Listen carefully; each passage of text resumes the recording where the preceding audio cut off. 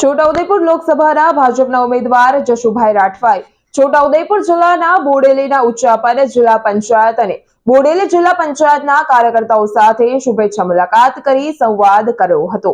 છોટાઉદેપુર લોકસભાના ભાજપના ઉમેદવાર જશુભાઈ રાઠવાએ છોટાઉદેપુર જિલ્લાના બોડેલીના ઉચ્ચાપન જિલ્લા પંચાયત અને બોડેલી જિલ્લા પંચાયત ખાતે કાર્યકર્તાઓ સાથે શુભેચ્છા મુલાકાત લીધી હતી અને જશુભાઈ રાઠવાએ શુભેચ્છા મુલાકાત લઈ કાર્યકર્તાઓ સાથે સંવાદ કર્યો હતો।